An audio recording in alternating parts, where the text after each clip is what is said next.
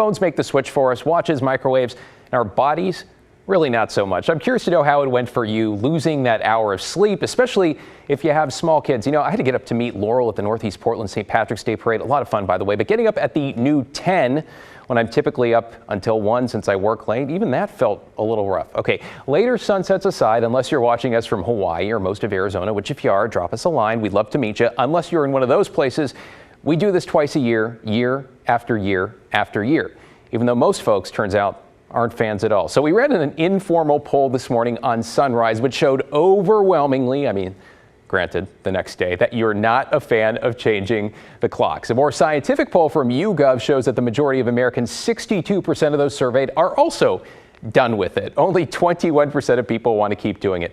All right, so what to do? Keep daylight saving time year round, have more sunlight into the evenings. Standard time would give us more sunlight in the mornings. That's another option. So here in the Northwest, whatever we do makes a pretty big difference, right? So if we keep daylight saving time, I know sometimes I want to say daylight savings time, but that is it without the S. That means the sun wouldn't come up until almost 9 a.m. in January, but we'd get more sunlight in the afternoons, fewer of those before 5 o'clock sunsets. If we stay on standard time, which is what we use now in the winter, mean the sun would come up super early in the summer, about 4:30 in the morning, and will go down earlier, not around 9 o'clock as we have now. Okay, the same YouGov poll found people prefer later sunrises and sunsets. About half of Americans want to stay on permanent daylight saving time rather than standard time. So that is what lawmakers are also hoping for. Last year, the U.S. Senate unanimously passed the Sunshine Protection Act. It would keep all of us on America on permanent daylight saving time, but the bill stalled in the House, as they sometimes do. Florida Senator Marco Rubio introduced it again this year. Oregon Senator Ron Wyden is a co-sponsor, and so is Washington Senator Patty Murray. Now, I hear you asking, didn't Oregon already vote for this?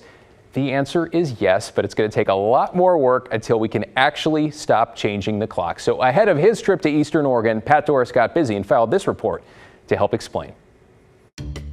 We're all familiar with our twice-annual cue to spring forward or fall backward.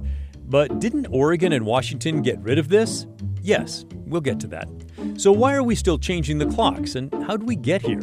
Well, back in 1966, Congress passed the Uniform Time Act, establishing daylight saving time nationwide. By the way, it is saving, not savings. Oregon was already on board back then, having done the same 4 years before that.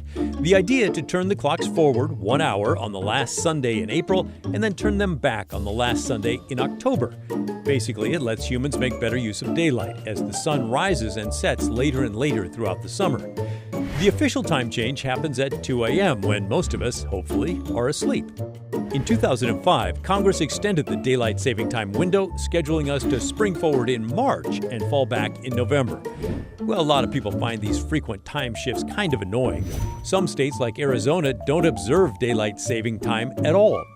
In 2019, Oregon and Washington decided to take a page out of their book. But lawmakers instead passed a bill to keep both states on daylight saving time all year round.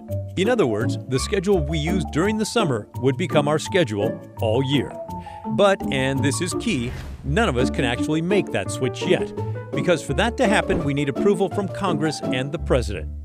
In short, we're stuck in legislative limbo waiting on D.C.